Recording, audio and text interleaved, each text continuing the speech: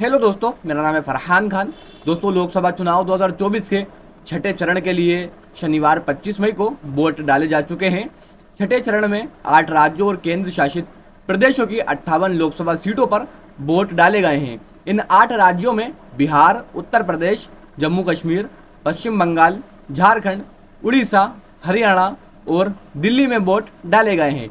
भारतीय निर्वाचन आयोग के मुताबिक छठे चरण में शाम 7:45 तक 59.6% मतदान हुआ है। वहीं सबसे ज़्यादा मतदान पश्चिम बंगाल में हुआ है और सबसे कम वोटिंग जम्मू और कश्मीर में हुई है। वहीं अगर वोटिंग प्रतिशत की बात की जाए तो पश्चिम बंगाल की 8 लोकसभा सीटों पर सबसे ज़्यादा 78.19% मतदान हुआ है। झारखंड की 4 लोकसभा सीटों पर 62.74% मतदान हुआ है। उड़ीसा की 6 लोकसभा सीटों पर 60.7% वोट डाले गए हैं।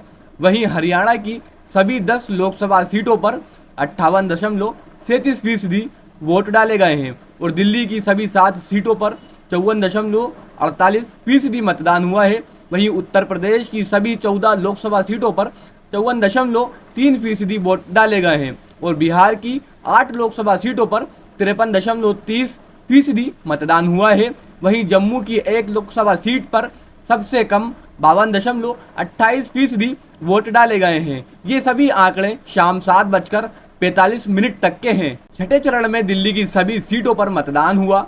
दिल्ली में कई बड़े नेता वोट देने पहुंचे। इसमें राष्ट्रपति द्रौपदी मुर्मू, उपराष्ट्रपति जगदीप धनखड़, विदेश मंत्री एस जयशंकर, कांग्रेस नेता राहुल गांधी, सोनिया गांधी और दिल्ली के मुख्यमंत्री अरविंद केजरीवाल शामिल हैं। दिल्ली में सभी 7 सीटों पर बीजेपी और इंडिया ब्लॉक के बीच सीधा मुकाबला रहा। कांग्रेस और आम आदमी पार्टी गठबंधन के तहत चुनावी रण में है। ऐसा पहली बार हुआ है जब आम आदमी पार्टी और कांग्रेस ने बीजेपी के खिलाफ संयुक्त उम्मीदवार उतारे हैं। आम आदमी पार्टी जहां 4 सीटों पर चुनाव लड़ रही है, वहीं कांग्रेस ने बाकी 3 सीटों पर अपने उम्मीदवार उतारे हैं। भाजपा ने 2019 में सभी 7 सीटों पर बड़े अंतर से जीत हासिल की थी और इस बार भाजपा ने अपने जीते हुए 6 सांसदों के टिकट काटकर नए चेहरों को चुनावी मैदान में उतारा है। यह चरण कई कारणों से महत्वपूर्ण माना जा रहा है। दिल्ली के मुख्यमंत्री अरविंद केजरीवाल को कथित शराब घोटाले में जेल में जाने के कुछ दिन बाद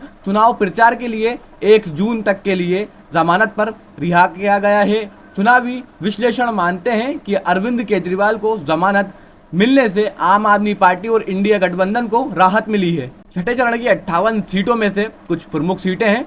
नई दिल्ली, उत्तर पूर्व दिल्ली, उत्तर पश्चिमी दिल्ली और चांदनी चौक उत्तर प्रदेश में, सुल्तानपुर और आजमगढ़। इनके अलावा जम्मू कश्मीर की अनंतनाग राजौरी, पश्चिम बंगाल की तामलुक, मेदिनीपुर, हरियाणा की करनाल, कुरुक्षेत्र, गुड़गांव, रोहतक और उड़ीसा की भुवनेश्वर, पुरी और संबलपुर। ये तमाम सीटें प्रमुख हैं। 2024 के लोकसभा चुनाव को 7 चरणों में कराया जा रहा है। इसके 5 चरण के लिए मतदान 19 अप्रैल, 26 अप्रैल, 7 मई, 13 मई और 20 मई को कराए गए थे। इसके बाद आखिरी और अंतिम चरण का चुनाव 1 जून को होगा और नतीजे 4 जून को सामने आएंगे।